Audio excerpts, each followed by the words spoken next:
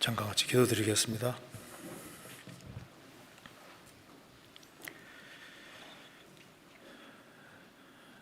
자비로우신 우리 아버지 하나님,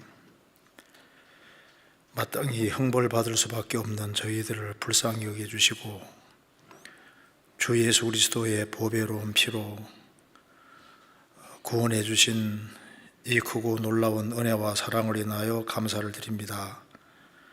그리고 변함없는 사랑으로 저희들을 도와주시고 또 지켜주시고 인도해 주시는 것도 감사드립니다. 이 시간 주 성령께서 함께 해주시고 우리의 마음을 열어주시고 하나님의 말씀으로 교훈받도록 도와주시옵소서. 역사의 마지막 시대를 살아가는 저희들 주님 앞에서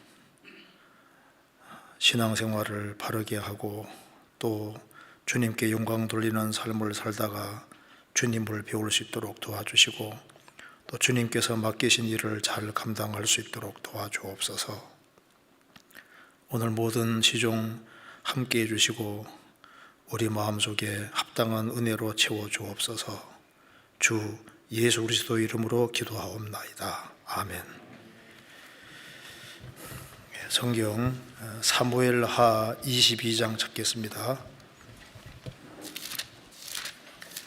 사무엘하 22장입니다.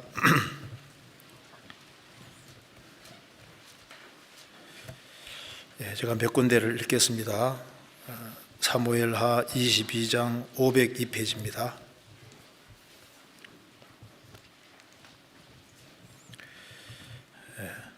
1절 여호와께서 다윗을 모든 대적의 손과 사울의 손에서 구원하신 그날에 다윗이 이 노래의 말씀으로 여호와께 아뢰어 가로되 여호와는 나의 반석이시요 나의 요새시요 나를 건지시는 자시요 나의 하나님이시요 나의 피할 바위시요 나의 방패시요 나의 구원의 뿌리시요 나의 높은 망대시요 나의 피난처시요 나의 구원자시라.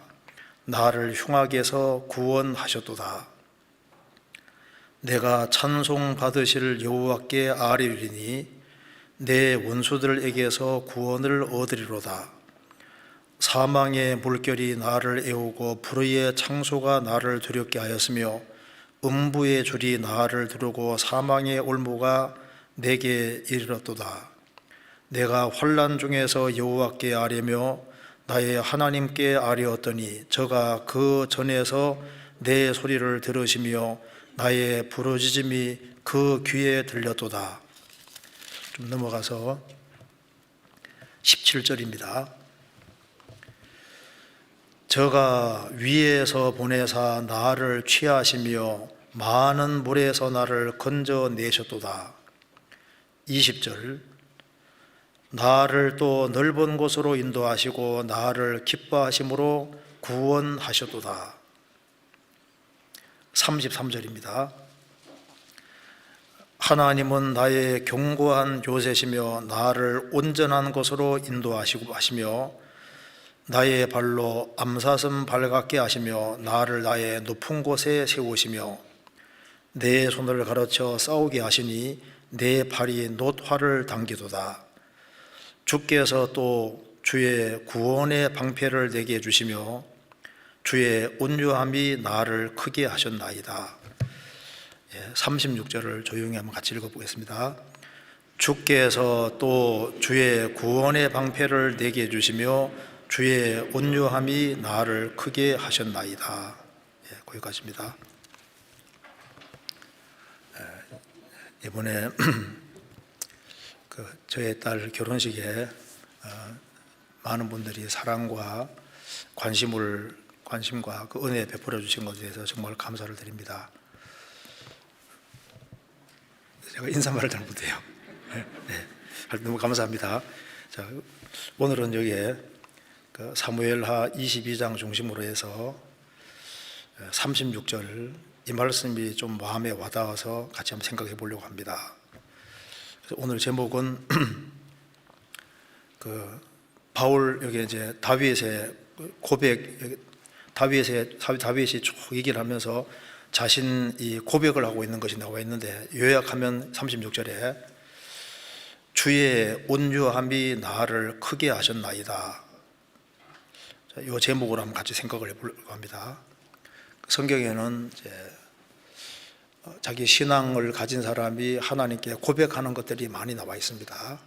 그런데 여기 사무엘하 22장에 다윗이 아주 중요한 것을 고백하고 있습니다. 오늘날의 다윗은 바로 주의 온유함이라고 고백하고 있는 겁니다. 주의 온유함이 나를 크게 하셨나이다.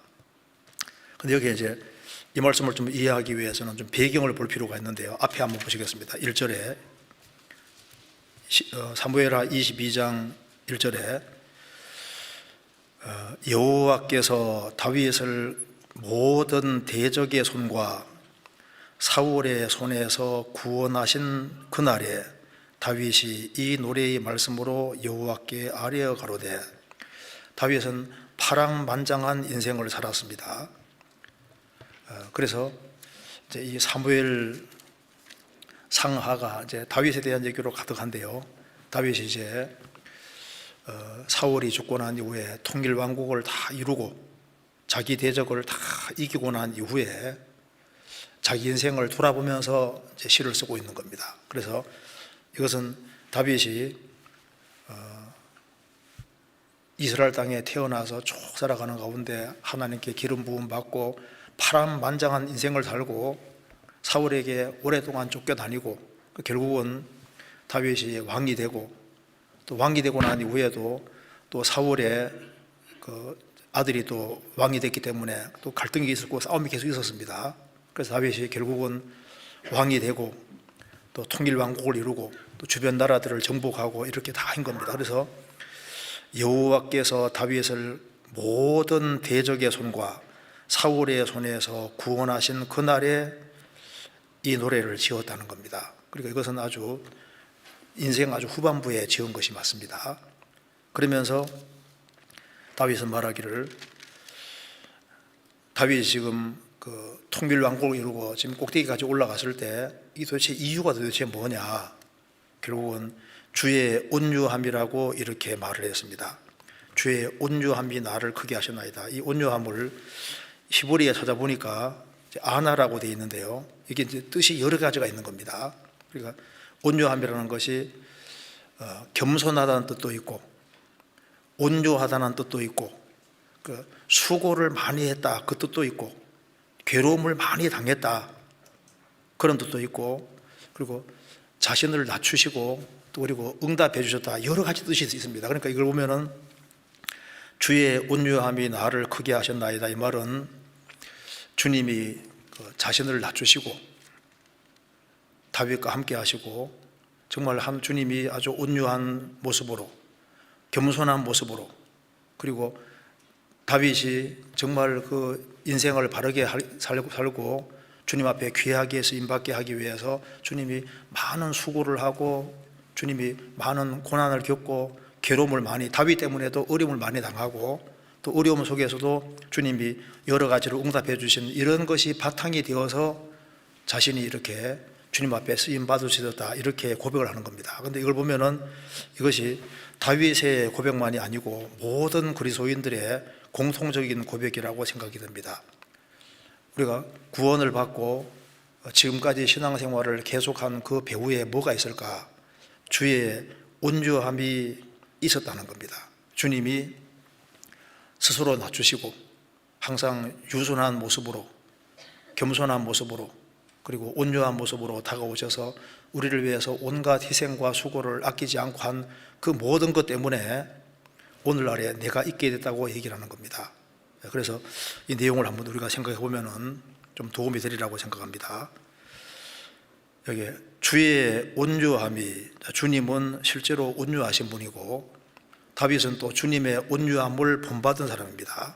그래서 주님과 연결이 되어서 주님의 간섭을 받고 주님의 그 도우심을 계속적으로 경험하면은 구원을 받고 주 안에서 아주 귀하게 쓰임받게 되는데, 세상에 사실 크게 되는 것은 주님 앞에 귀하게 쓰임받는 것이 크게 되는 겁니다. 그렇잖아요. 이것은 우리 개인에게도 적용할 수 있고, 또 교회적으로도 오늘날에 우리 교회가 있는 이것도 주님의 온유하심이 있기 때문에 교회가 커지고 세계적으로 선교가 가능하게 된 겁니다.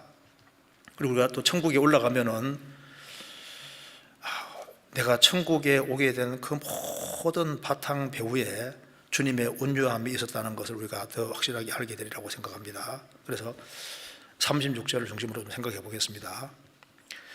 여기 주의 온유함 이렇게 말씀했는데요, 그러니까 주님이 온유하신 분이다. 우리가 이제 어떤 것에 대해서 규정을 할 때 우리가 규정하는 것보다 하나님은 항상 더 크십니다. 주님은 높으시다. 우리가 주님이 높으시다 할 때 우리가 생각하는 높이보다 하나님은 항상 더 높습니다. 주님은 사랑으로 충만하다. 근데 우리가 그렇게 말을 해도 우리가 생각하는 사랑 정도가 아니라 그것보다 우리 규정보다 항상 크게 되는 겁니다. 주님은 강하시다. 우리가 생각하는 강한 것보다 훨씬 더 강한 겁니다. 그러니까 우리가 하나님은 크시다. 그 생각하는 것보다 항상 더 큰 거예요. 그러니까 모든 것에서 항상 더 능가하는 겁니다. 하나님은 공의로우시다. 우리가 생각하는 것보다 훨씬 더 공의로우십니다. 주님은 은혜로우시다. 우리가 생각하는 것보다 항상 더 크게 되어 있는 거예요. 그래서 하나님의 이제 기본 속성 중에 아주 두 가지 예를 들 수 있는 거예요. 하나는 공의와 하나는 사랑이지 않습니까? 그래서 하나님의 공의와 사랑이 있는데, 다윗은 하나님의 무엇에 대해서 특별히 마음에 딱 와닿냐면은 주의 온유함. 그러니까 사랑이란 말은 너무 크고 사랑이란 말을 조금 더 축소해서 온유함. 우리 온유함은 사랑이라는 것 속에 포함되어 있는 겁니다.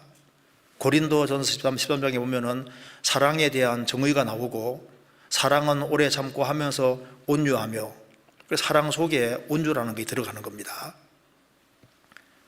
근데 그래서 주의 온유함, 자, 주님은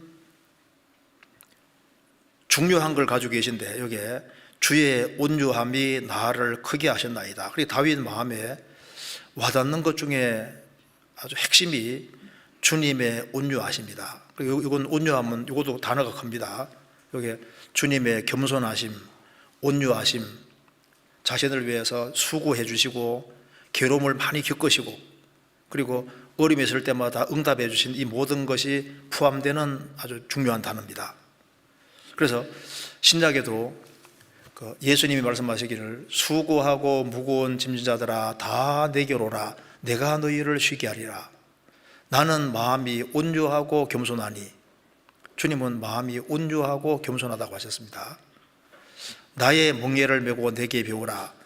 그리하면 너희 마음이 힘을 얻으리니 이는 내 멍에는 쉽고 내 짐은 가벼움이니라. 나는 마음이 온유하고 겸손하니, 주님은 배워서 겸손한 게 아니라 하나님은 원래부터 본질이 겸손하고 온유한 겁니다. 이건 다듬어 된 것이 아니라 하나님은 처음부터 원래부터 온유하고 겸손하신 분입니다. 그래서 주의 온유함이, 이거 보면은 주님은 절대 과격하신 분이 아닙니다. 주님은 과격한 분도 아니고 그리고 교만한 분도 아닙니다. 다윗은 주님이 얼마나 따뜻하시고 사랑이 넘치고, 그리고 정말 주님과 오랫동안 같이 지내는 가운데 주님은 정말 사랑이시구나. 그리고 여기에 온유란 말이 나와 있는 대로 주님은 정말 자신을 위해서 항상 수고해 주시고, 또 다윗은 주님은 자신 때문에 참 괴로움도 많이 겪고 어려움도 많이 겪었다는 것을 지금 느끼고 있기 때문에 이 단어가 조금 이렇게 약간 좀 포괄적인 단어로 쓰여지고 있습니다. 하나님과 40년 동안 살았던 모세가 하나님과 40년을 지내고 난 이후에 마지막에 인생을 회고하며 쓴 것이 신명기입니다. 신명기 주제가 뭔지 아시죠? 주님과 오랫동안 사귄 모세는 신명 주제가 하나님은 사랑이시라는 겁니다. 하나님이 너희를 이렇게 사랑하지 않았느냐, 그러니 너희도 하나님을 사랑해라, 이게 신명기 주제거든요. 그리고 예수님 공생의 당시에 주님을 가장 가까이 섬기고 지냈던 사람 중에 한 사람, 사도 요한이 주님과 같이 지내는 가운데 뭘 알았을까요? 그 알은 것이 주님은 사랑이시다, 그걸 확실히 알은 겁니다. 그러니까 여기 다윗도 하나님과 오랫동안 같이 지냈고 파란만장한 인생을 살았는데 거기에서 제일 뭐가 와닿냐 하면은 주님은 사랑이시다. 그래서 여기에 주의 온유하심이 나를 크게 하셨나이다, 이 말을 바꿔 말하면은 주의 사랑이 나를 크게 하셨나이다.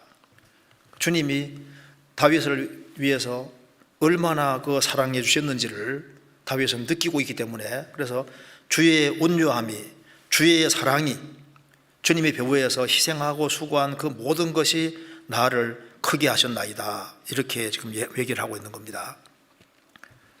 이 우주 만물을 창조하신 하나님은 정말 높은 곳에 계시는데, 이사야 57장에 말한 대로 그 높은 곳에 계신 하나님이 또 한 곳에 계시는데 겸손한 사람, 중심에 통회하는 사람, 그런 사람과 함께 한다고 하셨습니다. 그러니까 그 높으신 주님이 그 다윗은 목동에 불과한데 그 다윗에게 다가오셔서 다윗을 길러 가셨던 겁니다. 그래서 주의 온유함이 나를 크게 하셨나이다, 이 말은 주님이 다윗과 함께 하시면서 다윗을 배후에서 자신을 낮추시고, 그래서 다윗을 위해서 아끼는 수고를 아끼지 않고 수고하시고, 그리고 다윗을 계속적으로 교훈해 오셨다는 말씀이고 길러 오셨다는 뜻입니다. 그래서 오늘날에 나는 주님의 온유하심이고 주님이 함께 하시고 그리고 낮추시고 자신을 위해서 넘치는 수고를 했다는 겁니다.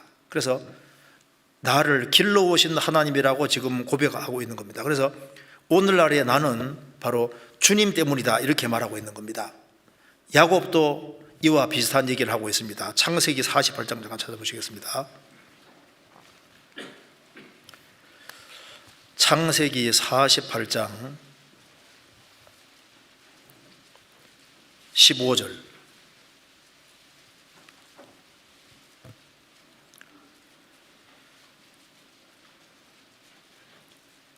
창세기 48장 15절.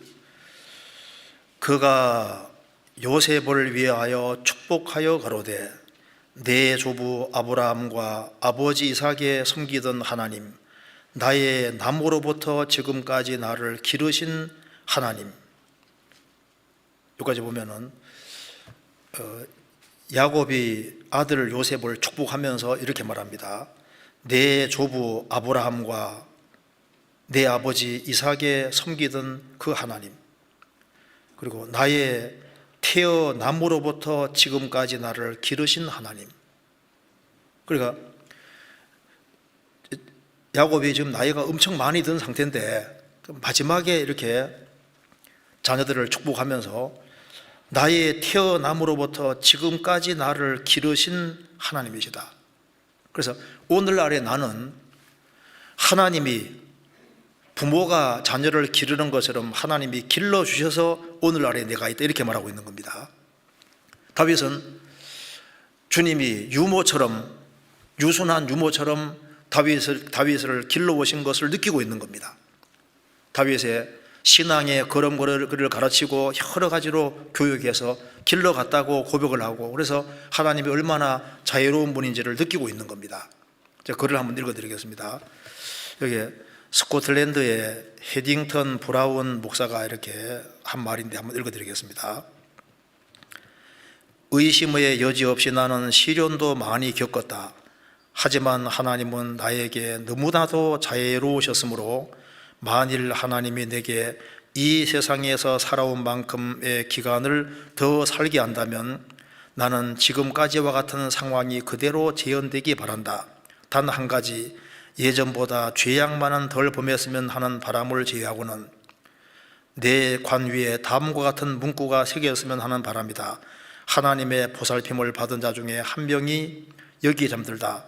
그는 일찍이 양친을 여의었으나 그 부모의 부재를 아쉬워하지 않았다.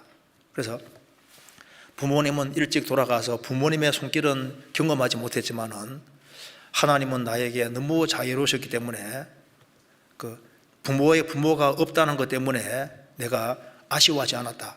하나님이 내게 충분히 모든 것을 다 주시고 항상 자신을 어떻게 돌봐주셨는지를 느끼고 있는 겁니다.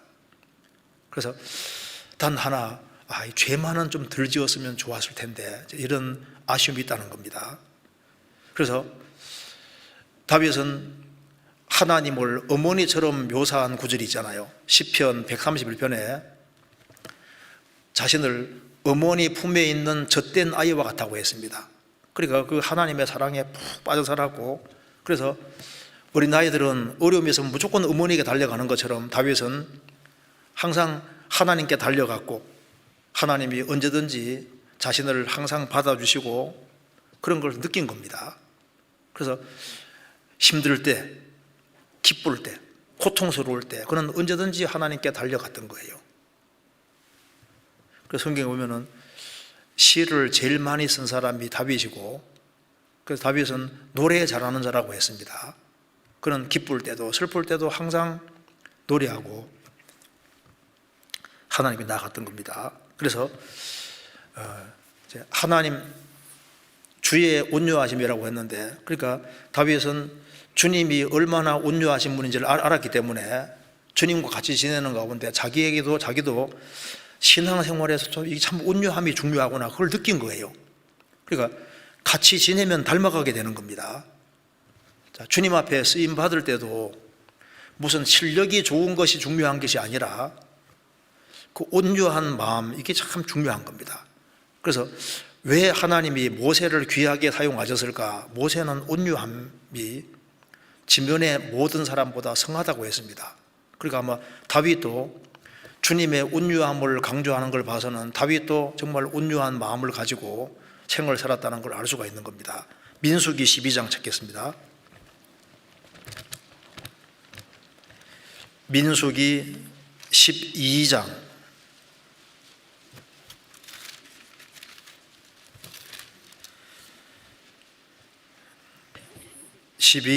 3절, 이 사람 모세는 온유함이 지면의 모든 사람보다 성하더라. 이 사람 모세가 처음부터 온유한 사람은 아니었습니다.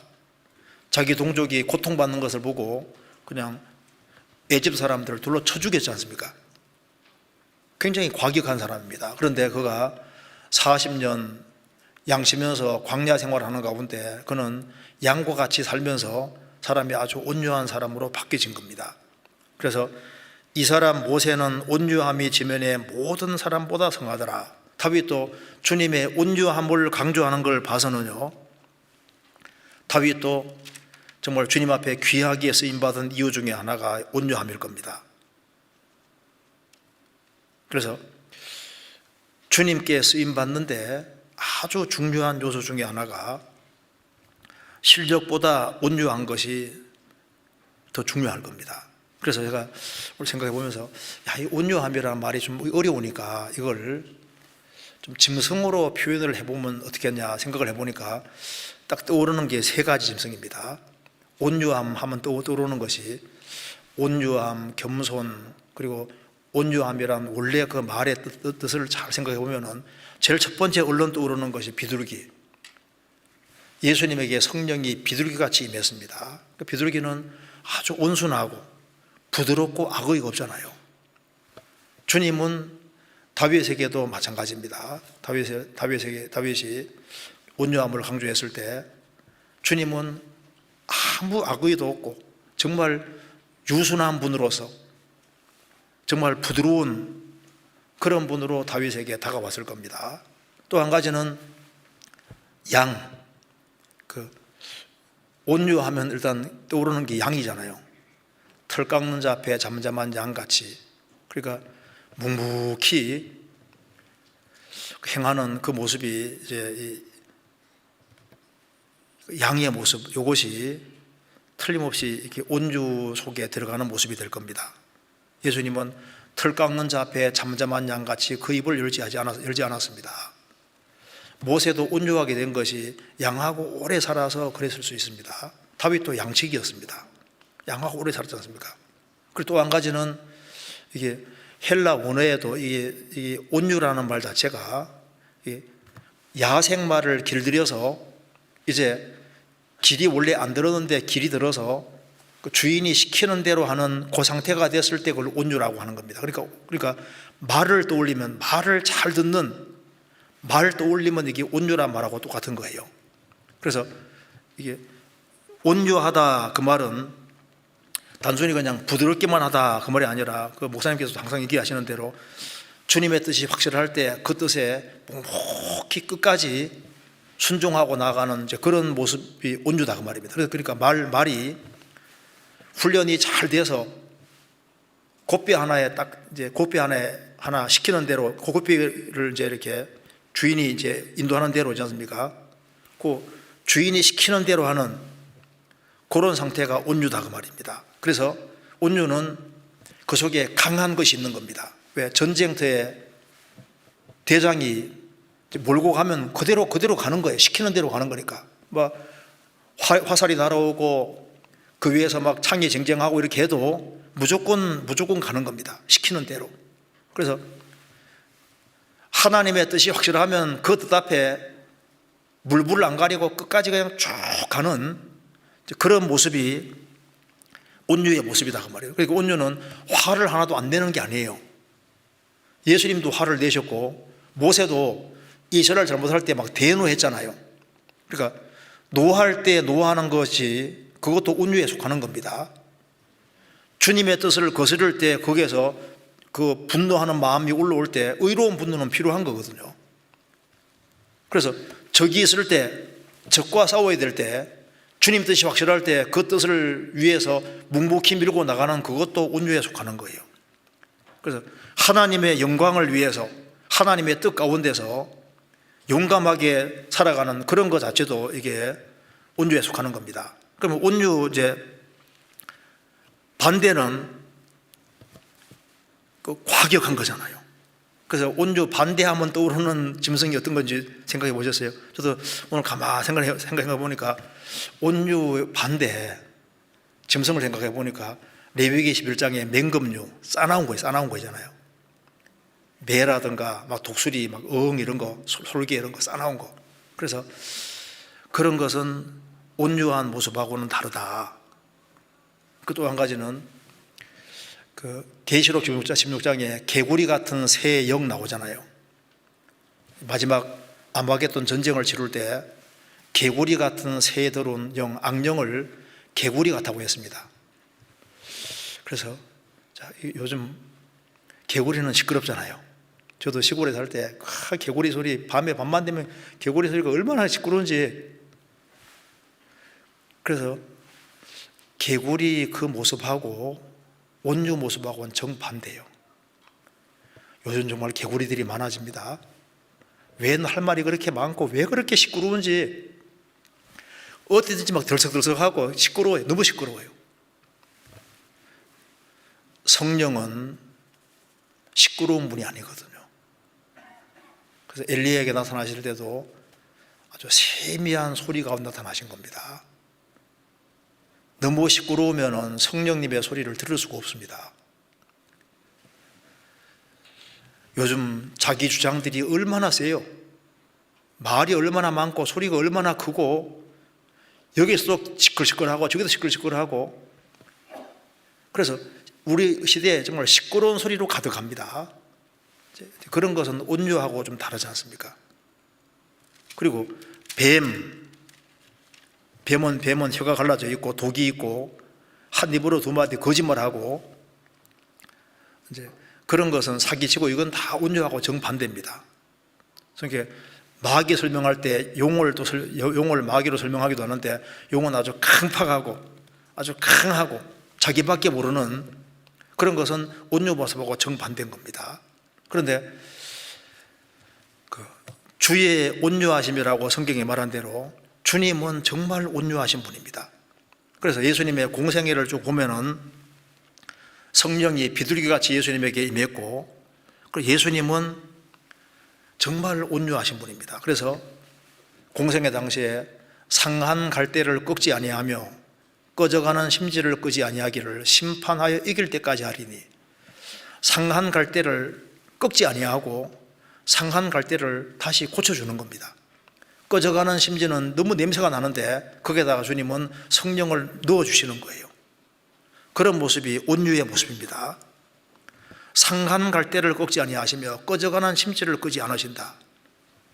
수고하고 무거운 짐진 자들아 다 내게로 오라. 내가 너희를 쉬게 하리라. 그러면서 나는 마음이 온유하게 겸손하니, 그러니까 죄인을 어떤 죄인이든지 기꺼이 용납하고 받아주고 본인이 다 책임지려고 하는, 기꺼이 수고하고 고생하는 그런 모습이지 않습니까? 그게 바로 온유의 모습이다 그 말입니다. 그래서 예수님은 공생의 당시에 어떤 죄인이든지 주님께 나아오는 것을 막지 않았습니다. 다 내게로 오라 하고 주님은 나는 온유하고 겸손하다고 하신 겁니다. 그러니까 얼마든지 내가 감당하겠다. 문둥이 환자가 나왔을 때도 주님은 안수하시고 고쳐주셨습니다. 그리고 예수님이 이제 예루살렘 입성하실 때도 나귀 새끼 타고 입성하셨습니다. 그게 얼마나 주님이 겸손하고 온유한 모습인지를 보여주지 않습니까? 그리고 예수님을 잡으러 오는 사람들 막 금과 뭉치 같은 거 가져왔습니다. 그럼에도 불구하고 주님은 그 칼 앞에서도 뭉치 앞에서도 그걸 그대로 주님이 용감하게 나아가는 모습 보면요, 그게 온유한 모습인데 꼭 욥기 38장에 나와 있는 말씀대로 38장 39장에 나와 있는 말씀대로 줌바 같은 모습이잖아요. 그래서 원래 성경 헬라어로 쓰이는 말씀대로 온유라는 것이 딱 통제된 말 말하는 통제된 말. 그래서 칼을 당할지라도 물러서지 않는 것처럼 주님은 무기를 가지고 주님 잡으러 왔을 때도 주님은 그대로 나갔습니다.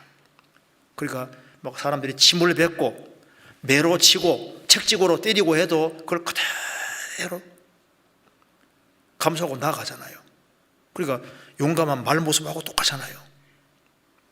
그리고 주님은 그리고 자기 십자가를 지고 가셔서 정말 억울하다는 소리 하지 않고 죽는데, 그것이 털 깎는 자 앞에 잠잠한 양 같은 그 모습하고 똑같은 거예요.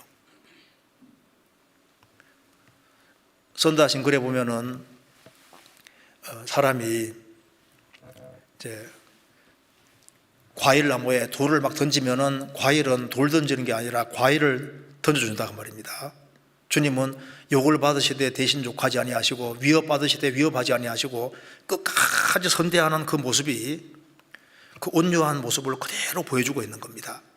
그래서 성경에서 주의 온유하심이 나를 크게 하셨나이다. 다윗은 주님의 온유하심을 아주 크게 느꼈습니다. 그래서 다윗은 주님은 나를 어려서부터 주님은 온유한 모습으로 다가오셔서 자기를 항상 자신을 교육해 주시고 길러왔다는 것을 느꼈기 때문에 이렇게 고백하고 있습니다. 시편 71편입니다. 71편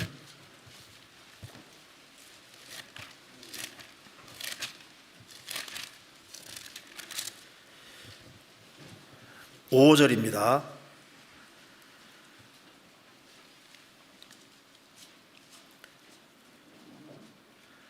주 여호와여, 주는 나의 소망이시오 나의 어릴 때부터 의지시라. 주 여호와여, 주는 나의 소망이시오 나의 어릴 때부터 의지시라. 다윗은 어릴 때부터 주님을 자기의 소망으로 삼고 어릴 때부터 주님을 의지하는 것을 배웠습니다. 17절 하나님이여, 나를 어려서부터 교훈하셨으므로 내가 지금까지 주의 기사를 전하였나이다. 하나님이여 내가 늙어 백수가 될 때에도 나를 버리지 마시며 내가 주의 힘을 후대에 전하고 주의 능을 장래 모든 사람에게 전하기까지 나를 버리지 마소서. 나를 어려서부터 교훈하셨으므로 어려서부터 교훈했다고 했습니다. 하나님이여 내가 늙어 백수가 될 때에도 나를 버리지 마시고 주님의 능을 장래의 모든 사람에게 전하기까지 나를 버리지 마소서. 어려서부터 주님이 교육하셨는데 어떻게? 온유함으로. 그 다윗은 양을 키우면서 이걸 많이 느꼈을 겁니다. 양을 키우면서 목자가 양을 얼마나 그 사랑스럽게 대하고, 그리고 이제 양은 목자가 꼭 돌봐줘야 되는 겁니다. 그래서 다윗은 양을 키우는 가운데서 이 양이 바로 내 모습이구나. 그래서 양을 길러가는 그 모습을 보고서 주님이 자기를 길러가는 그 모습하고 그대로 느꼈을 겁니다. 그래서 목자는 양을 키울 때 개몰듯이 물지 않거든요. 정말 따뜻하고 사랑스럽게, 온유하고 부드럽게. 그래서 양은 풀을 뜯어 먹는 그걸 보고서 주님이 나를 이렇게 먹이시는구나. 그리고 이제 구덩이에 빠지면은요, 지팡이로 딱 해가지고 끌어내지 않습니까? 주님이 내가 어려울 때 이렇게 도와주시는구나, 나 느끼는 겁니다. 맹수가 오면 싸워주고, 항상 보호해주고, 도움을 구하면 즉시 달려가고, 그런 걸 보면서 주님이 나를 이렇게, 그래서 양과 같은 이 모습이 바로 내 모습이구나. 그래서 하나님이 다윗을 얼마나 자유롭게 사랑스럽게 인도하는지를 계속 느껴왔던 겁니다. 그래서 양은 목자가 있으면 두려울 것이 없습니다. 다윗은 내게는 주님만 있으면 되는구나, 그런 걸 느끼고 살아온 겁니다. 그래서 주의 온유함이 나를 크게 하셨나이다. 한 자녀가 정상적으로 자라고 사회활동을 하고 이제 이렇게 커가는 것도 뒤에 다 어머니 아버지 손길이 있는 겁니다. 그렇잖아요. 그 온유하심, 사랑, 희생, 수고, 이 모든 게 있어가지고 그 자녀가 사회활동도 하고 이제 점점 이렇게 커가고 하는 것처럼 신앙의 세계도 마찬가지인 겁니다. 주의 희생과 수고와 온유함 이런 것이 있기 때문에 그리스도인들이 이제 바르게 서게 되고 영혼을 건지고 세우는 그 일을까지 다 하게 되는 겁니다. 그래서 다윗은 이제 시편 여기 사무엘하 22장에서 이제 이렇게 구체적으로 말합니다. 그래서 자신을 어떻게 키워오셨는지를 이렇게 말합니다. 사무엘하 22장 찾겠습니다.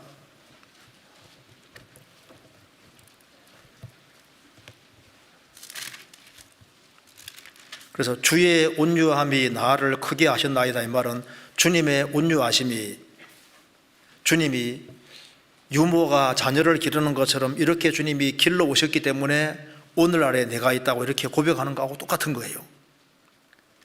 다윗은 주님께로부터 신앙 교육을 받았다는 것을 얘기하고 있는 겁니다. 훈련을 받았다는 걸 말하는 겁니다. 온유와 사랑으로 된 것을 말하는 겁니다. 그래서 다윗은 이제 이렇게 말합니다. 여기에 사무엘하 22장 한번 보시겠습니다. 22장 34절.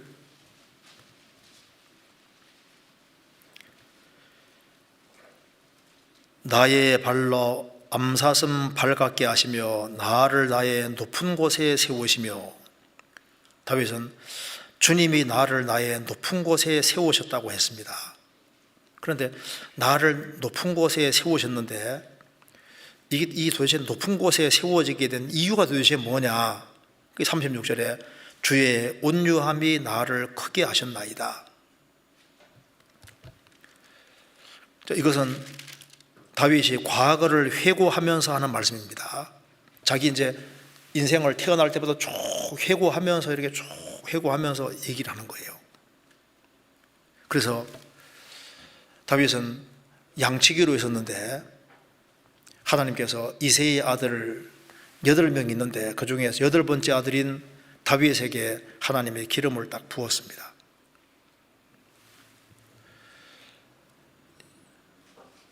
기름 부음을 받은 다윗이 그때부터 참 만사가 잘 돼가면 좋은데 그게 아니었잖아요. 하나님이 그 많은 사람 중에서 다윗을 기름을 부으셨고, 그리고 하나님이 그에게 아주 크게 역사해 주셨습니다. 그 다윗은 기름 부음 받기 전에 양을 키우는 가운데 사자나 곰이 와서 양을 물어가면 어떻게 했습니까? 쫓아가서 기어코 양을 건져냈지 않습니까? 거기에서도 계속 훈련을 받고 있었던 겁니다. 사자와 곰과 싸워서 이기게도 하시고, 조금 더 시간 지나가니까 기름 부음 받고 난 이후에 전쟁터에 심부름하러 갔다가 골리앗을 쳐 죽이게 됩니다. 그것도 훈련이거든요. 이제 그 다음에 사울 왕에게 미움받아서 10년 이상 쫓겨다니면서 얼마나 고생했습니까? 그런데 그 모든 것이 결국은 훈련이고 그것이 하나님의 사랑과 하나님의 온유함이라는 것을 깨닫는 겁니다. 그래서 그는 그 이후에도 왕이 되고 난 이후에도 왕위를 찬탈당해서 압살롬에게 찬탈당해서 얼마나 고통받았습니까? 그러니까 사람이 겪을 수 있는 온갖 것을 다 겪었습니다. 그것을 딱 요약하면 이 말씀이 되는 겁니다. 여기에 22장 5절, 사무엘하 22장 5절, 사망의 물결이 나를 애우고 불의의 창소가 나를 두렵게 하였으며 음부의 줄이 나를 두르고 사망의 올무가 내게 이르로도다. 내가 환난 중에 여호와께 아뢰며 나의 하나님께 아뢰었더니 저가 그 전에서 내 소리를 들으시며 나의 부르짖음이 그 귀에 들려도다. 다윗이 파랑만장한 인생을 산 것을 딱 요약하면은 바로 5절 6절입니다. 그래서 사망의 물결이 나를 애워쌌다. 죽음의 순간이 굉장히 많이 지나갔습니다. 하나님이 안 도와주면 죽는 거예요. 불의의 창소가 나를 두렵게 하였으며 억울한 일도 너무 많이 당했습니다. 음부의 줄이 나를 두르고 사망의 올무가 내게 이르로도다. 하나님이 안 도와주면 그대로 죽는 거예요. 그래서 환난 중에 여호와께 아뢰었다. 그래서 너무나도 많은 환난과 어려움을 겪었습니다. 그래서 그는 사람으로서 인생의 고통의 골짜기를 많이 지나가본 사람이고 많은 어려움을 겪는 속에서 엄청난 훈련을 많이 받았던 겁니다. 그런데 시편 13편에서는 그것이 하나님의 후한 대접이라는 것을 나중에 고백하고 있습니다. 하나님이 사람을 후하게 대접하는 방법 중에 하나가 이렇게 인생을 고달프고 힘들게 하는 겁니다. 다윗은 그 많은 어려움 속에서 인생이 뭔지를 알고 또 하나님이 어떤 분인지를 정말 체험적으로 알아갔던 겁니다. 사람이 알아야 될 지식은 하나님이 어떤 분이냐 그걸 알아야 되고 인생이 어떤 존재냐 그걸 알아야 됩니다. 다윗은 인간이라는 것은 정말 인간일 뿐이구나 그거 실감했습니다. 수시로 사람이 대적으로 바뀌니까요. 그래서 사람을 가리켜서 인생을 불살아난 자다, 사자라고도 표현을 했습니다. 그는 가장 가까운 사람에게 배반을 많이 당했잖아요. 자기의 절친한 친구이기도 한 아히도벨, 자기 발등을 찍었습니다. 그리고 자기 가장 가까운 자기 태에서 난 아들도 압살롬도 왕위를 찬탈하고 아버지를 죽이려고 했습니다. 그래서 인간은 아담 자손은 언제든지 돌변한다는 것을 깨달은 거예요. 인간은 인간이고 인간은 연약하고 언제든지 변할 수 있다는 것을 알고 오직 소망은 하나님밖에 없다는 걸 확실히 압니다. 다윗은 많은 어려움을 겪는 가운데서 야, 인생은 정말 나그네다. 그거 아주 뼈저리게 느끼는 겁니다. 그래서 그는 의지하고 기댈 때는 하나님밖에 없다는 걸 확실히 깨닫고 아는 거예요. 그래서 다윗은 자기의 과거를 돌이켜보면서 자신이 아주 많은 어려움을 겪었던 것을 이렇게 딱 한마디로 표현했습니다. 그런데 이런 어려움이 있었지만은 그 속에서 다윗은 자신이 양처럼 돼 갔던 거예요. 그가 온유한 사람으로 바뀌고, 그리고 불순물이 많이 제거되는 사람으로 바뀌고, 다윗은 시편 131편에서 여호와여 내 마음이 교만치 아니하며 이렇게 말해요. 교만치 아니하오며. 그 말하기가 안 쉽습니다. 나는 교만하지 않다 누가 말할 수 있겠어요? 다윗은 단련을 많이 받았습니다. 중심이 젖된 아이같이 됐고, 정말 순수하고 아주 단순하고 정말 신앙적으로 아주 깨끗한 사람으로 되어 갔던 겁니다.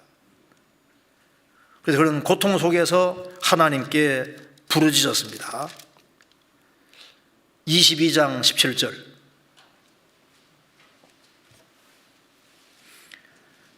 저가 위에서 보내사 나를 취하시며 많은 물에서 나를 건져내셨도다. 위에서 보내사. 많은 물은 많은 혼란과 어려움입니다. 많은 혼란과 어려움 속에서 사방이 막혔지만은 위에서 나를 취하셨다. 사방이 막혀도 위에 문은 열려 있으니까 하나님이 위에서 초자연적으로 개입해서 건져내셨다 그 말입니다. 그리고 20절에 나를 또 넓은 곳으로 인도하시고 나를 기뻐하심으로 구원하시도다. 위태위태한 상황이 있는데 주님이 안전한 곳으로, 넓은 곳으로 그를 이끌어 주셨습니다. 시편 31편에도 내가 경급 중에 이제 나는 끊어졌다 할 때 하나님이 아주 극적으로 도와주셨다는 말씀이 나와 있지 않습니까? 다윗이 사울에게 쫓겨서 완전히 코너에 몰렸는데 잡히기 직전인데 그때 하필이면 블레셋 사람이 쳐들어와서 위기를 딱 모면하게 됩니다. 그래서 정말 위태위태한 상황이 있는데 주님이 거기에서 그를 건져주시고 넓은 곳으로 딱 인도해 주시는 거예요. 그걸 그는 경험했는데 이것이 바로 하나님의 사랑이고 하나님이 배후에서 계속적으로 자신을 위해서 일하신다는 것을 느꼈던 겁니다. 그리고 그는 여기 이제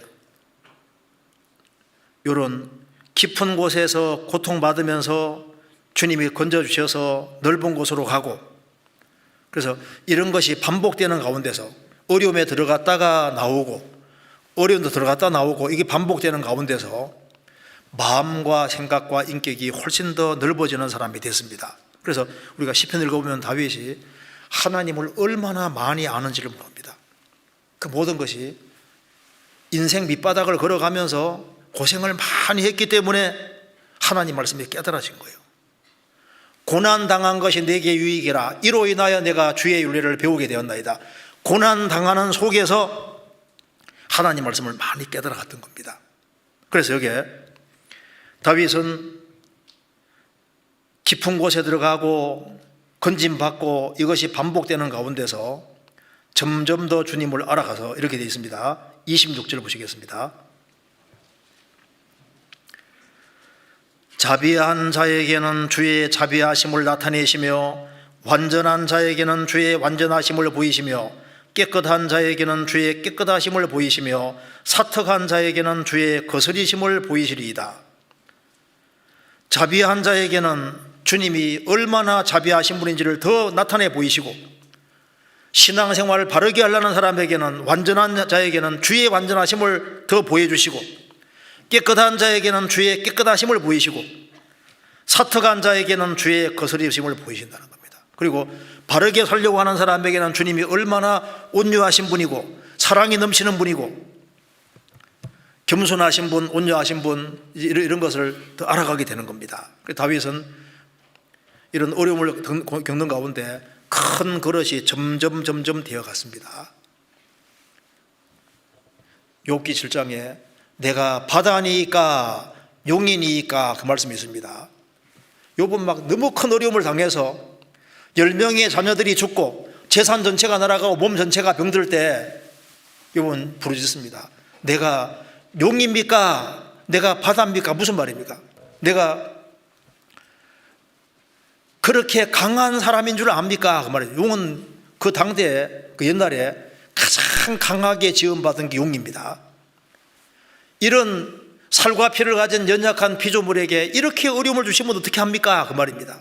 내가 그렇게 강하게라도 하다고 생각하십니까? 그 말이잖아요. 내가 바다니까 내가 바다같이 큰 존재입니까? 바다야 크지만은 인간은 얼마나 작은데 이런 조그만한 피조물 인간에게 이렇게 큰 고통 주시면 어떻게 하십니까? 근데 사실은 욥은 그런 큰 어려움을 겪는 가운데 마음과 생각 모든 것이 아주 훨씬 바다같이 넓은 사람으로 딱 바뀐 거예요. 욥은 이런 엄청난 시련을 통해서 자신이 훨씬 더 아주 강한 존재가 되어 있는 겁니다. 사람이 어려움을 통과하고 나면은 비슷한 어려움은 어려움으로 생각이 안 되는 거예요. 인격이나 모든 것이 커지고 넓어지는 것이 고난받는 겁니다. 그래서 다윗은 자신이 너무나도 그 깊은 구렁텅이 속에 들어갔다가 그 건짐받고 이렇게 하는 속에서 넓은 곳으로 인도받았고 인격이나 모든 것도 점점 넓어졌고 점점 더 온전해졌던 겁니다. 33절,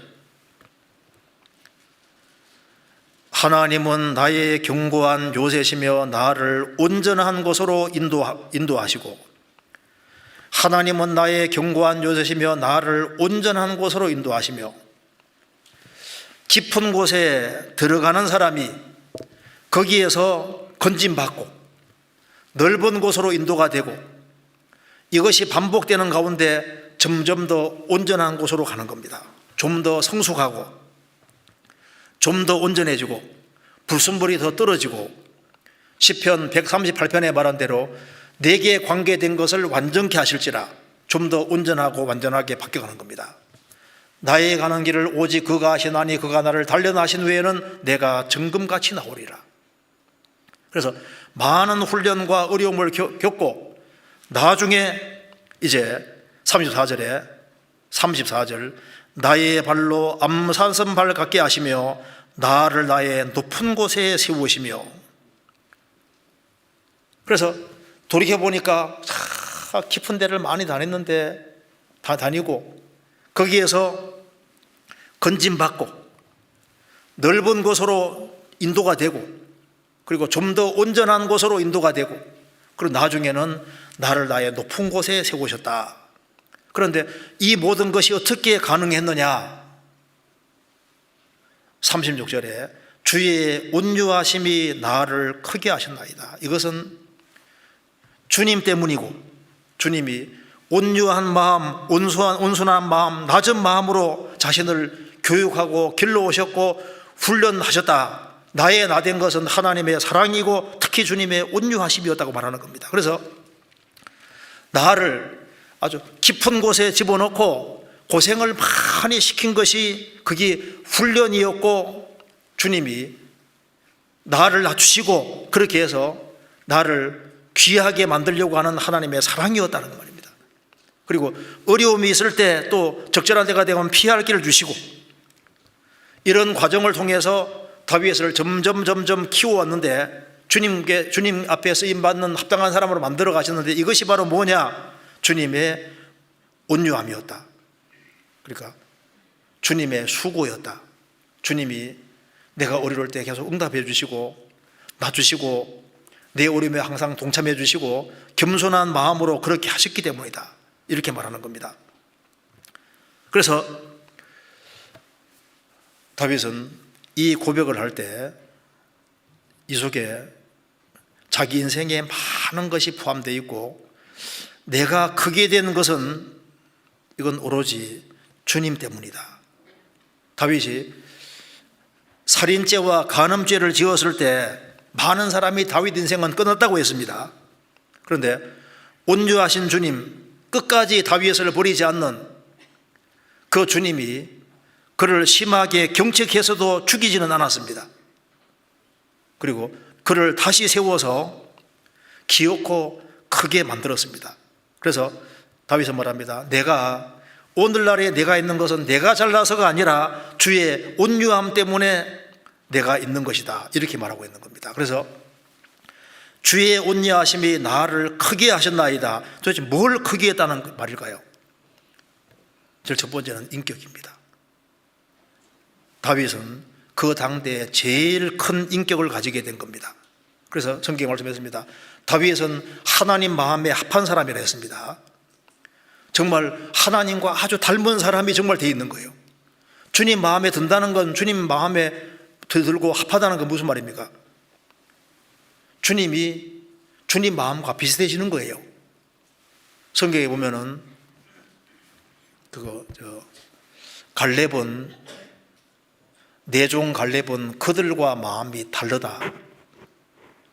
이스라엘 백성들과 마음이 다르다는 것은 주님 마음을 닮았다는 얘기잖아요.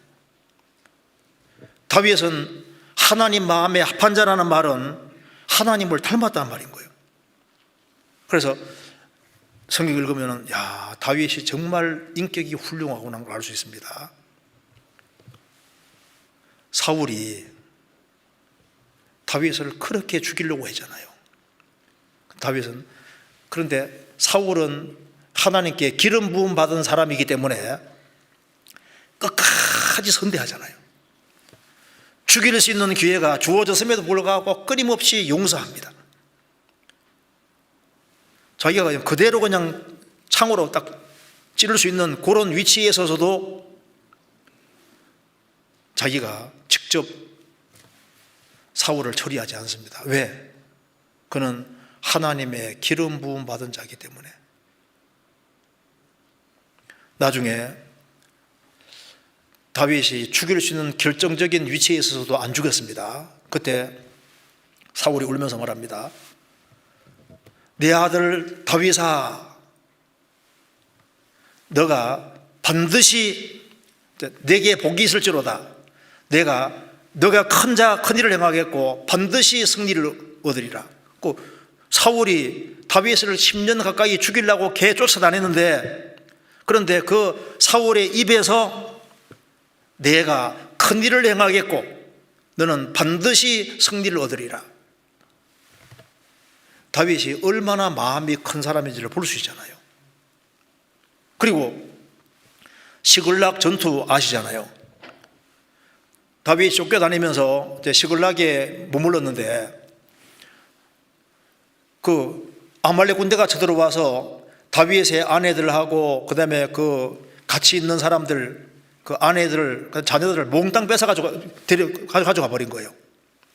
그래서 다윗이 그 소식을 듣고 군사들과 같이 다시 취해오기 위해서 가고 있는데 너무너무 힘들어서 600명 중에서 200명은 못 가는 거예요. 그래서 이제 400명이 가서 전투에서 승리하고 다 이끌고 오는데 탈취물을 가져왔을 때 어떻게 했는지 아시죠? 탈취물을 가져와서 거기에 짐 지킨 사람들 200명하고 앞에 직접 전투하러 간 400명하고 분배할 때 다 똑같이 소유물을 똑같이 분배했습니다. 그래서 전쟁터에 나가서 전쟁한 사람이나 뒤에서 짐 지킨 사람이나 똑같이 반분해서 이렇게 분깃을 나누게 했습니다. 그게 전례가 됐잖아요. 그러니까 이거 보면요, 앞에서 일하고 전투하는 사람이나 뒤에서 같이 기도하고 짐 지킨 사람이나 똑같이 귀하게 보잖아요.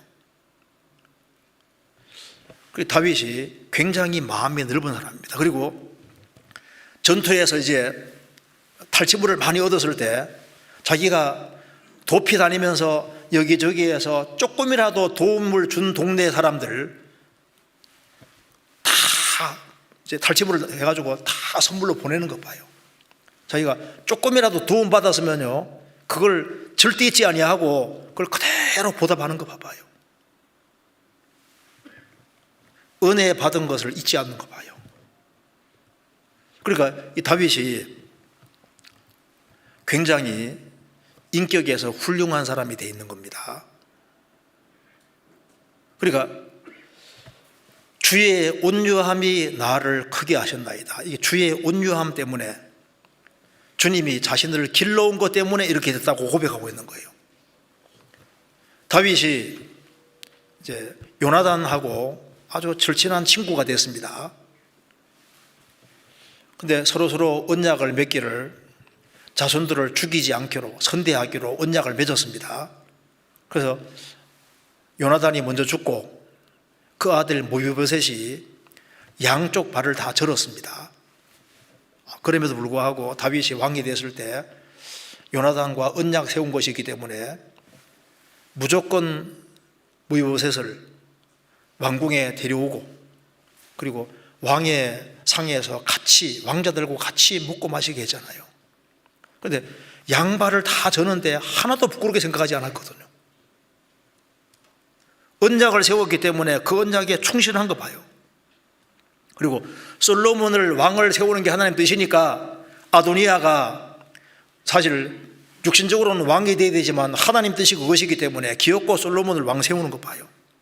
그런데 다윗이 정말 훌륭한 사람이라는 증거가 많이 있는데 그 중에 하나가 하나님께 드리는 데는 최고가 누군지 아세요? 다윗입니다. 그는 정말 하나님께 소망 두고 살았고 하나님이 자기의 전부이기 때문에 하나님께 드린 사람으로서는 최고 많이 드린 사람이 다윗입니다. 얼만큼 드린지 한번 볼까요? 역대상 22장.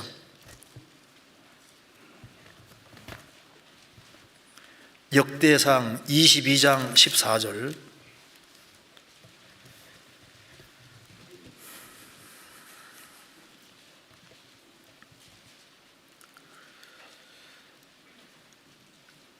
(643페이지입니다) 내가 환난 중에 여호와의 전을 위하여 금 10만 달란트와 은 100만 달란트와 놋과 철 그 중수를 셀 수 없을 만큼 심히 많이 예비하였고 또 제목과 돌을 예비하였으나 너는 더할 것이며, 여기서 내가 환난 중에 여호와의 전을 위하여 금 10만 달란트와 은 100만 달란트와 녹과 철 이런 걸 준비했다고 하는데, 저도 이걸 도대체 얼만큼일까 싶어서 한번 인터넷에 한번 뒤져봤습니다. 뒤져봤는데 누가 계산을 했는데요, 금 10만 달란트와 은 100만 달란트, 은 100만 달란트라고 하면 이제 계산해 보면은 한 달란트는 이 당시에 한 30kg 됐답니다. 한 달란트가 적어도 한 30kg 됐으니까 10만 달란트니까 이게 300만 kg이니까 3,000톤. 그러면 이제 한 달란트는 이제 이게 한 돈, 두 돈 금 계산하면은 8,000톤이랍니다. 8,000돈. 그래서 한 돈을 대략 한 15만 원으로 지고 이렇게 계산하면은 12억 원. 그러면 금 한 달란트가 12억 원이면 곱하기 10만 달란트니까 금만 해도 120조 원이랍니다. 120조 원. 거기에다가 은 100만 달란트, 거기에다가 막 놋, 철 하면요 얼마나 많은 거예요. 근데 이것만이도 아니고 역대상 2장 찾아보시겠습니다. 역대상 29장.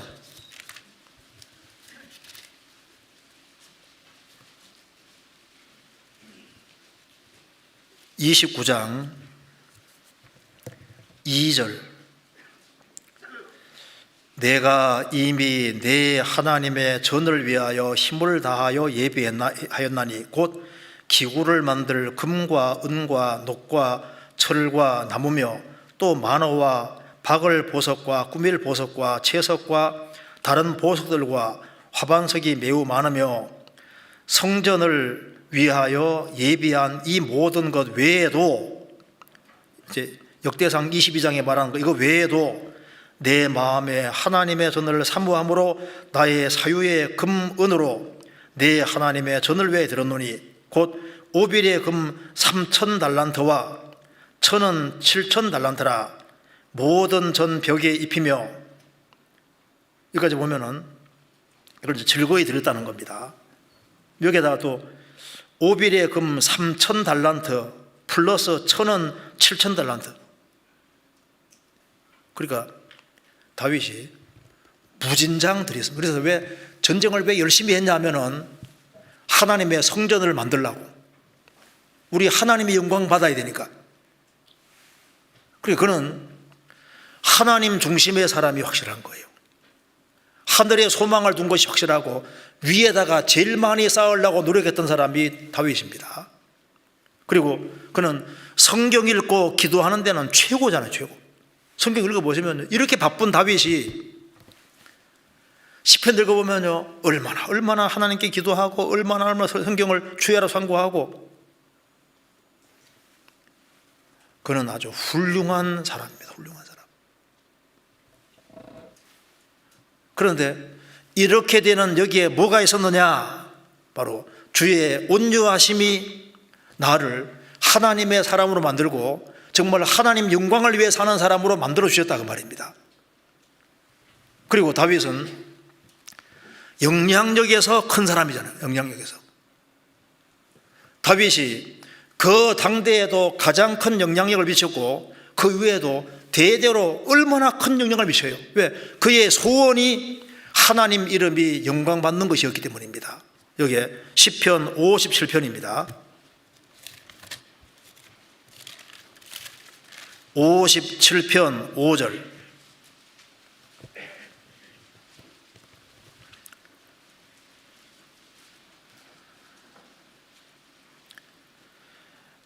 하나님이여, 주는 하늘 위에 높이 들리시며 주의 영광이 온 세계 위에 높아지시기를 원하나이다. 하나님이여, 주는 하늘 위에 높이 들리시며 주의 영광은 온 세계 위에 높아지기를 원하나이다. 그는 주님이 온 세계 높아지고 주님이 가장 영광 받기를 정말 소원했습니다.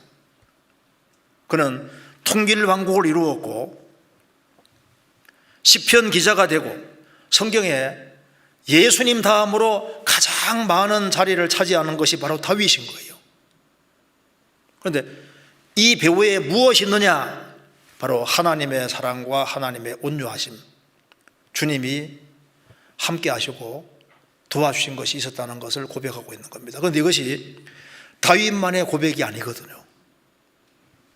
예수님이 공생의 당시에 사도들을 부르실 때 그들은 대체로 평범한 사람들이었습니다.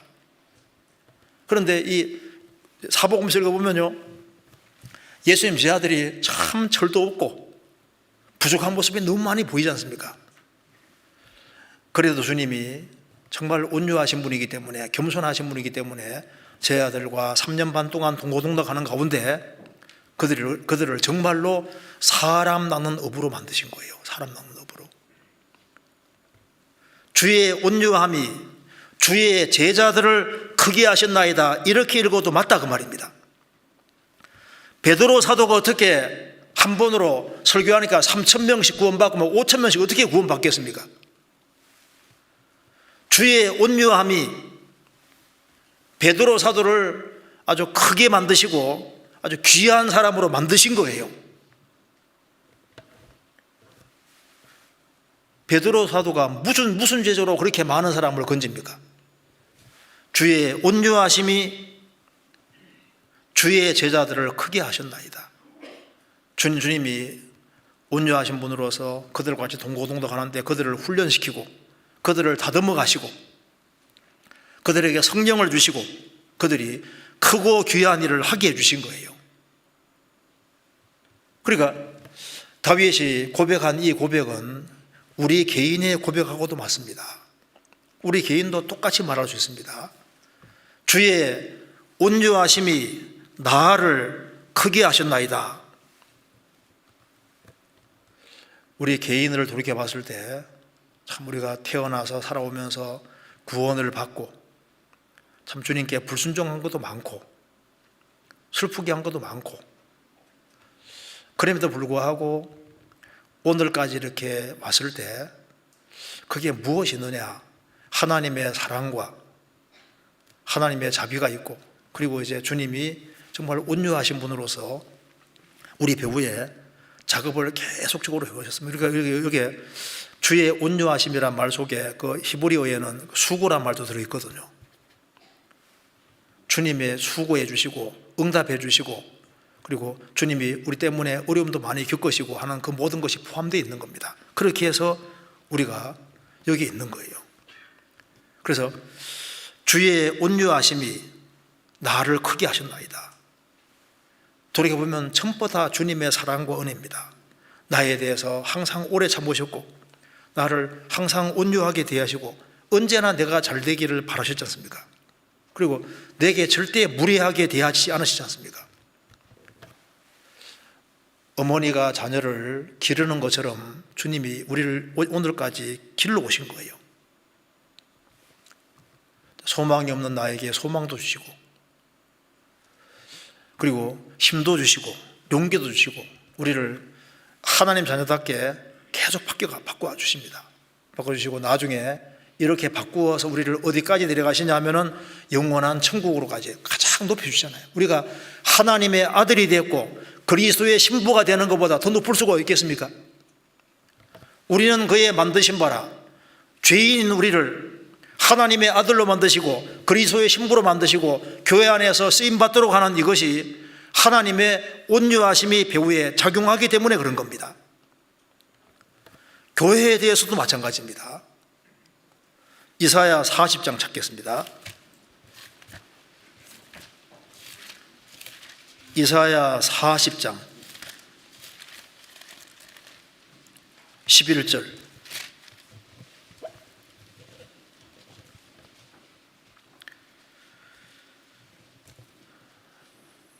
그는 목자같이 양무리를 먹이시며 어린 양을 그 팔로 모아 품에 안으시며 젖먹이는 암컷들을 온순히 인도하시리로다. 그는 주님은 목자같이 양무리를 먹이시며 어린 양을 그 팔로 모아 품에 안으시며 젖먹이는 암컷들을 온순히 인도하시리로다. 주님은 교회를 양떼로 보십니다. 그 교회라는 양떼를 주님이 목자같이 먹이시고 어린 양을 그 팔로 모아 품에 안으시면 우리는 주님께 안겨서 가고 있는 거예요. 젖먹이는 암컷들을 온순히 인도하시리로다. 주님께서 오늘날의 교회가 있는 그 모든 것에 주님의 십자가의 희생이 있었고 배후에 삼위 하나님의 역사가 있었고, 그래서 구원받은 무리가 하나가 되고 교회를 오늘까지 지켜오시고 할 때 그 모든 것 배후에 주의 온유하심이 우리 교회를 크게 하셨나이다. 주님이 교회를 보호하시고 양육하신 것이 맞습니다. 자, 구약시대 때는 하나님 마음속에 이스라엘. 신약시대에 하나님 마음속에 뭐가 있을까요? 교회가 있습니다. 교회. 예수님이 왜 오셨냐면 교회를 세우러 오신 거예요. 예수님이 세상에 오신 이유가 너는 베드로라 내가 이 반석 위에 내 교회를 세우리니, 주님은 주님의 교회를 세우러 오셨고 예수님이 죽으시고 부활하신 이후에 오순절에 성령이 강림하셔서 사도행전이 교회가 어떻게 형성되는지를 보여주고 있잖아요. 그 다음에 서신서는 형성된 교회가 바르게 되도록 하기 위해서 말씀을 쫙 내려주신 것이 서신서입니다. 그러니까 신약 성경 보시면 전부 다 교회를 위해서 다 해요. 교회를 위해서. 예수님은 교회를 만들기 위해서 십자가 죽으시고 부활하심으로 교회 기초를 놓으셨고 오순절에 성령이 오셔서 사람들을 구원하셔서 정말 교회를 형성하셨고 교회에 필요한 모든 말씀들을 서신송에서 다 알려주시잖아요. 그래서 교회를 다듬어 가시고 만들어 가신다 그 말입니다. 그래서 만물 위에 교회의 머리가 주님이시란 말씀대로 만물보다 훨씬 높이 있는 것이 교회인 거예요. 주님이 교회를 제일 높여 놓으셨습니다.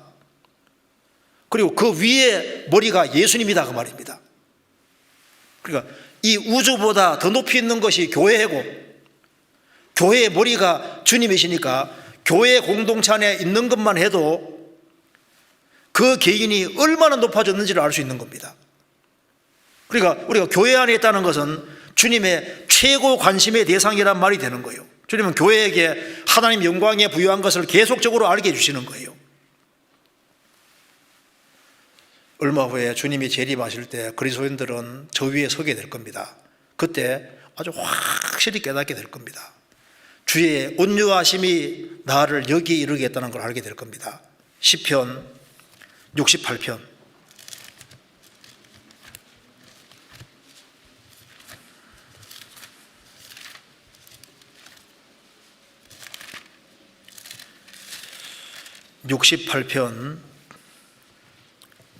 19절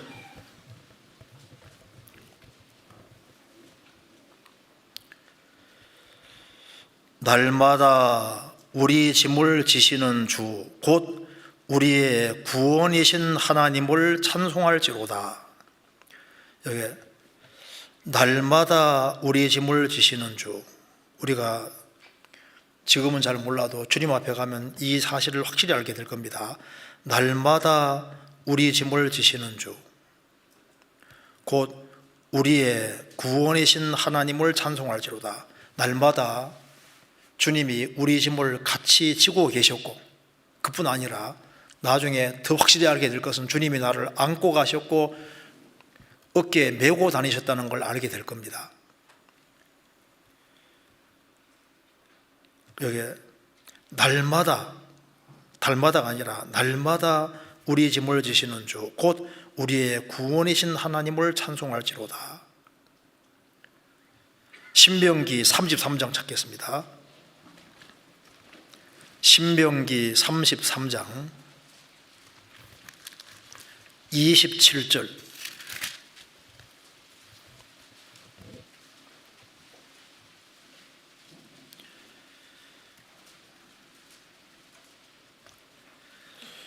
제가 읽겠습니다. 영원하신 하나님이 너의 처소가 되시니 그 영원하신 팔이 내 아래에 두다. 그가 내 앞에서 대적을 쫓으시며 멸하라 하시도다. 영원하신 하나님이 너의 처소가 되나니, 너의 집이 되나니 그 영원하신 팔이 너의 아래에 있도다. 무슨 말입니까? 안고 간다고 말입니다. 그가 너의 앞에서 대적을 쫓으시며 멸하라 하시도다. 구원받은 사람은 영원하신 하나님이 내 집이고 그 영원하신 강한 팔이 내 아래에 있도다. 팔이 아래에 있으니까 아버지가 아들을 안고 가는 모습인 거예요. 그리고 너의 앞서 행하시며 대적을 멸하라 하신다고 말입니다. 이걸 조금 더 이해하기 위해서 한 군데 더 보시겠습니다. 출애굽기 28장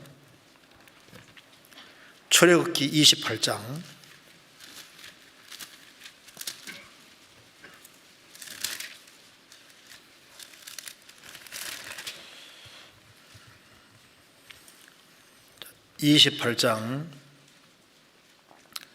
여기 기니까 몇 군데만 잠깐 읽겠습니다. 7절에 제사장 의복에 대한 얘기입니다.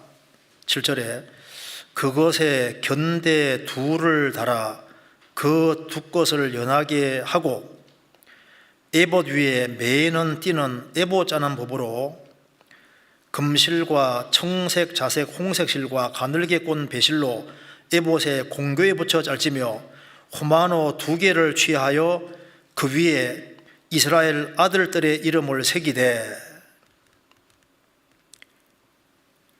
그리고 여기에 15절에 너는 판결 흉패를 에봇 짜는 법으로 금실과 청색, 사색, 홍색 실과 가늘게 꼰 배실로 공교히 짜서 만들되. 여기 이제 여기까지 읽고 있습니다. 이게 무슨 말이냐면은 구약시대 대제사장의 의복을 만들 때 이 앞에 판결 흉패, 이렇게 흉패 여기에 12보석이 다 꽂혀 있거든요.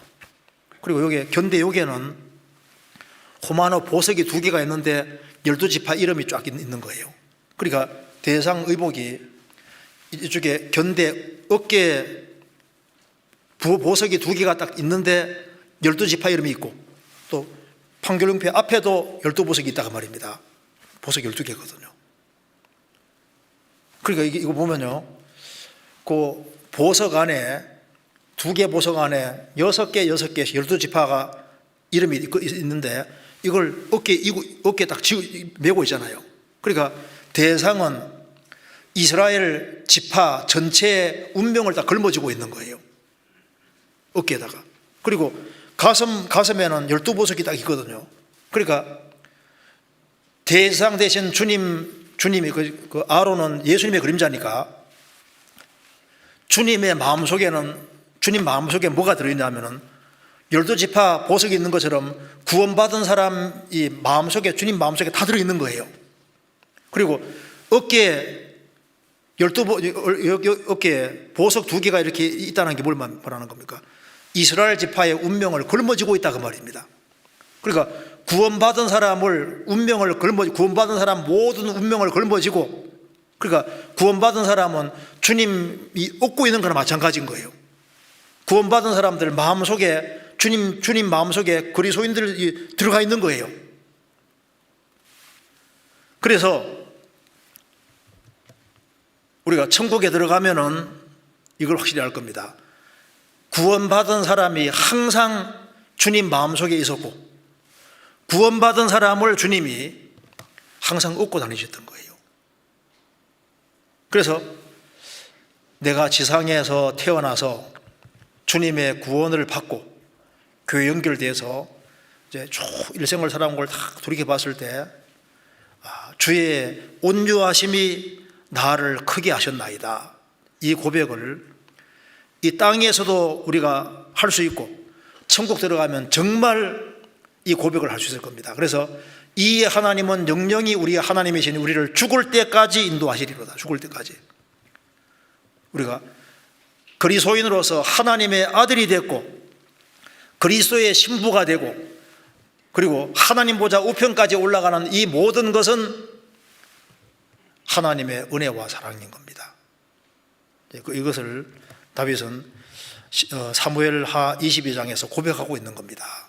그것도 인생을 다 돌이켜보고, 우리도 인생을 돌이켜서 상당히 뒤로 가서 보면 똑같이 이렇게 말할 겁니다. 같이 기도하시겠습니다. 자비로우신 우리 아버지 하나님, 저희들을 주의 보배로운 피로 구원해 주신 이 크고 놀라운 은혜와 사랑을 인하여 감사를 드립니다.